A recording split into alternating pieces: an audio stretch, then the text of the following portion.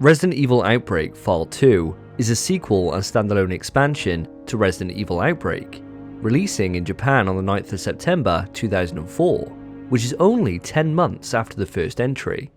Now, just like the rollout with Outbreak, America had to wait till April of 2005, and Europe had to hang on until August of the same year. As with its predecessor, File 2 was developed by Capcom Production Studios 1 for the PlayStation 2, but unfortunately for the publisher, it didn't get the same critical or commercial reception as its earlier title, only earning a 58 on Metacritic and sales just short of 214,000, which is a huge step down from Outbreak's 1.45 million. Now, I'm partly to blame for this drop-off, as when File 2 launched, I didn't pick it up. The reason for that is my disappointment following Outbreak's neutered UK launch. But if there's anything I've learned since doing these reviews, it's that younger me was a goddamn idiot. So 16 years later, I've finally given the game a chance, and well, I was blown away. Before I get into this review, I want to make something very clear. Outbreak File 2 is an expansion of Outbreak, and as such, the games share the same DNA. For that reason, before watching this video, I'd strongly suggest you watch my coverage of Outbreak. You can find it here, and in the description below. In that video, I cover how the game works, the viral meter, item management and character differences. All of that is the same here, so there's no point in covering old ground. To differentiate my experience, I decided to play this game the way I could have all those years ago. I played it online, from start to finish. Yeah, boy. Now, as usual, this review is split into plot, gameplay and presentation, and I will be going through full spoilers. So let's dive in.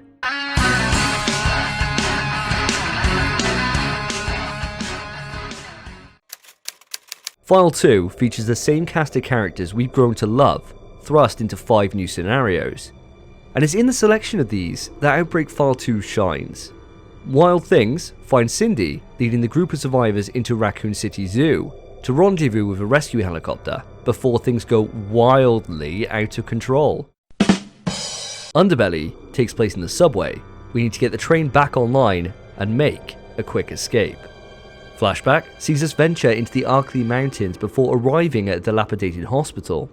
Desperate Times returns us to the RPD, where we get to see firsthand the fall of the precinct before the arrival of Jill, Leon and Claire. And finally, in End of the Road, the group arrive at an Umbrella facility. We need to rely on unlikely allies to find a way out before the nukes arrive. Just like the previous game, these scenarios are told out of order. Now, in looking online, the internet seems to be in agreement that the group splits into 2 distinct parties, with events happening concurrently, and so I've assembled this little image to try and visualize events across both games. Yeah, it's confusing. But does it actually matter? I was pretty hung up on the plot in the first Outbreak. I wanted to find the order and make sense of it all. But by the time I got a few scenarios into File 2, I couldn't find myself caring about the timeline of events. Instead, I took each scenario as a contained story and just went with it. Sure, it would be nice to actually be able to say for definite which order it all goes in, but the only way the game could do this is to lock characters to specific scenarios, and personally, I prefer the choice of using who you want in each given scenario rather than gate characters off. Now, diving back into the specifics with these scenarios, I have to lay huge praise here at File 2. Each scenario is completely unique from any of the others we've seen so far. Now, I'll be heading into specifics on gameplay differences in the next section, but in terms of setting and plot, it's basically a love letter to fans.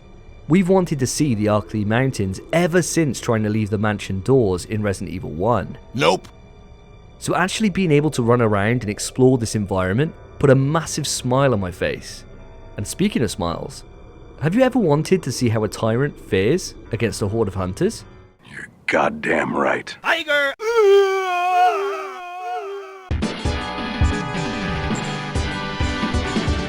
Now, the story within these sections is delivered to us with a mixture of cutscenes and file pickups, and I'm really glad to report the quality on these is just as good as Outbreak. There's all the usual tropes you've come to expect within a Resident Evil game, but it's in how the gameplay takes these story beats and offers replayability that elevate them to such high levels. Now let's get into this. I'll give you a couple of examples. Scenario 1, Wild Things. You're pursued by a zombie elephant across the level. He's constantly on your ass as soon as you move into the open. You've got to find 3 medallions across the map and use them to open an exit. Now you're presented with 2 different options here for how this scenario plays out. Option 1, chuck on your Nikes and avoid the elephant, eventually squaring up with him as the final boss after inserting all 3 medallions. Option 2, find a parade music tape, make a copy of it, and use it to lure the elephant before locking him in place. This means you're free to explore in relative peace, but after inserting all 3 medallions, you square off with a goddamn lion.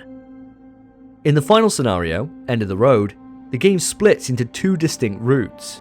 One player has to avoid sniper fire while traversing through a minefield, while the other deals with a juiced up tyrant. Now both of these routes have their own puzzles and enemies to deal with, and the choices just don't stop coming. The tyrant has a bomb embedded in his chest. You find this remote about midway through the scenario. You can use it on him at any point. Do you burn it immediately to keep him off your ass? Or do you save it till the end to make the final confrontation that little bit easier? The choice is yours. Now during this final battle, there's a timer where you need to get onto a helicopter. If you miss this, you don't get a game over and a terrible ending, you get another boss fight. It's differences like this that add so much replayability outside of the character you choose, and I adore it. Sure, Outbreak had events which were specific to individual characters, and some were left to random chance, but nothing on this level. The sheer amount of variety in how a scenario unfolds, depending on who you're playing as, and the choices you make throughout, are staggering. And these are just 2 examples. There's plenty more throughout the game. Now in terms of general gameplay, the same character-specific strengths and weaknesses I spoke about in my Outbreak review return, as does the mixture of puzzles. After playing Outbreak, none of them seem particularly unique. Sure, the puzzles are challenging, but after you've seen the implementation of them in the first 5 scenarios, you aren't going to get any surprises here in File 2. Outbreak File 2 does make one change to classic Resident Evil that was years ahead of its mainline entries. It gives you the ability to walk and shoot. Resident Evil didn't incorporate this change into the mainline entries till Revelations in 2012, so seeing it appear here was a big shock. Now in saying this, it's not game changing like it is in Resident Evil Revelations or RE6. You aren't going to be zooming about the place running and gunning. Here in Outbreak File 2, you take the usual weapon stance, and from this, you can slowly shuffle forwards and backwards. If I'm completely honest, I mostly forgot about its inclusion. Now this could be due to muscle memory more than the game's fault. I'm so used to repositioning and quick turning to take on any threats that I found myself hardly use it, but for those that have wanted this feature to rear its head, it is a nice inclusion. Now I've already explained the differences in how scenarios can unfold depending on your choices, and how varied those settings themselves are, but there's also another key factor that helps differentiate the scenarios from each other, and that's the threat. Now, I'm not talking solely about enemies here, I'm talking more about scenario gimmicks and how they're designed. Let's take Scenario 3, Flashback, and Scenario 4, Desperate Times as examples. Flashback finds us evading an axe-wielding madman, all the while dealing with plants and zombies which inflict poison when shot. The scenario only gives a limited number of herbs to combat this poison, and it's in your management of this resource, all the while avoiding an enemy that forces you to move quickly into oncoming threats that will ultimately lead to success. Desperate Times has you concerned with your infection meter. Nerve gas fills random rooms in the RPD. Staying in this will make your infection meter fly up. You can't stay still.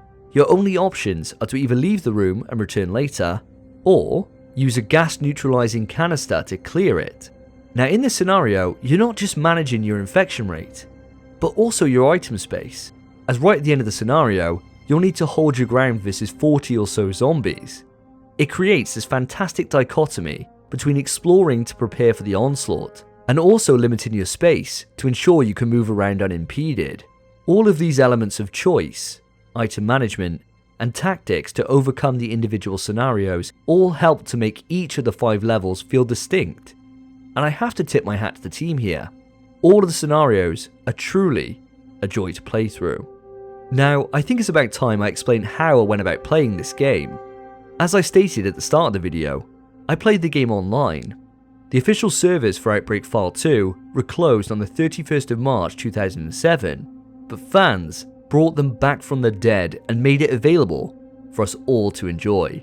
Now, I played it through the PSX2 emulator and hosted a call on Discord to ensure constant communication throughout our play sessions. Now, in looking at the Metacritic reviews of Outbreak File 2, the biggest complaint bar none was the lack of voice support, and I can 100% say that without effective communication, this experience would have been a nightmare. Playing it in 2021 and being able to speak with your partners made the game a joy. Every issue I had with Outbreak File 1 was resolved. Gone was the shitty AI who would constantly get themselves killed, or, even worse, use your resources. Here, we were able to split up to make overcoming tasks quick and easy. We could divvy up ammo and guns to play to character strengths. And ultimately, we could work as a team, coming to each other's aid when we needed it. The entire experience was made what it is by playing with you guys. Thank you.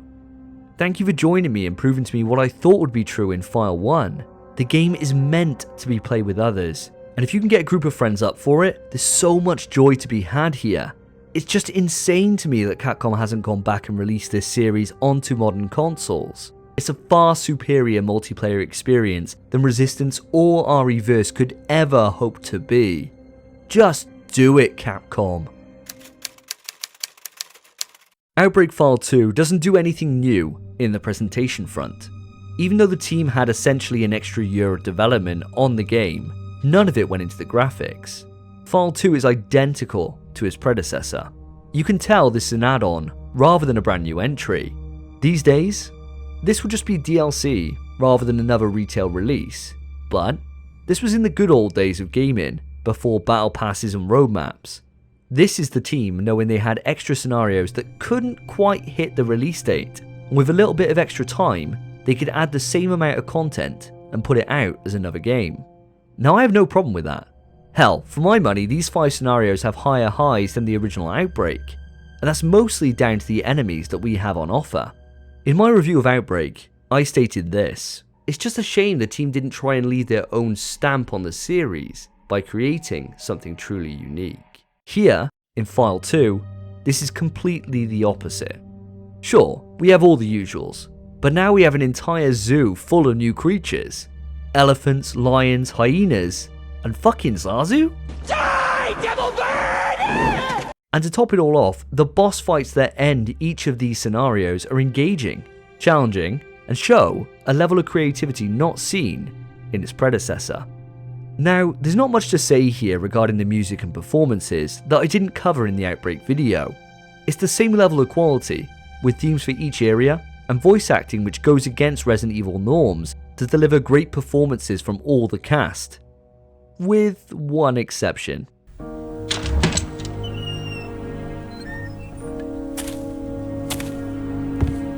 I don't get many visitors around here. I hear the city's in quite a state right about now. Well, there is an old road through these woods that leads to the neighboring town. It's easy to get lost, I'm afraid. Let me show you the way. Let's hope no one gets hurt. It's not like there's a decent hospital around here after all. Oh, hell no! I mean, come on. Why would you ever follow this guy? He's about as trustworthy as a lucky man. Resident Evil Outbreak File 2 brings 5 new scenarios to the table, each one offering tons of replayability in paths, strategy, and team combinations with the various characters. The scenarios in my mind build off what came before, offering true variety from the wider series. As essentially an expansion of Outbreak, if you didn't enjoy that game, you won't find anything here to change your mind. But if you liked Outbreak and want more, this is the place for you. In my opinion, it's a better game than its predecessor, due to how strong each scenario is. And as I originally thought, playing this online as it was intended is the best way to experience it. Now if you look at the wider series here, playing co-op has the unintended consequence of destroying tension, looking at you 5 and 6, but I never felt that here. It elevated the experience by allowing you to actually use your character as they were designed to aid a wider team, and it puts extra pressure on you to try and ensure everyone makes it out alive. I just want to express my gratitude to the fans who resurrected the server to allow the game to be enjoyed years after Capcom hit the off switch. I had a complete blast with this game. I can only hope that one day Capcom brings both entries to console, so more of you can see what a fantastic experience Outbreak is with friends. And that's it for this entry. If you enjoyed the video, then make sure to hit the like button and consider subscribing to the channel for more Resident Evil content. If you want to discuss Outbreak, don't forget to comment below.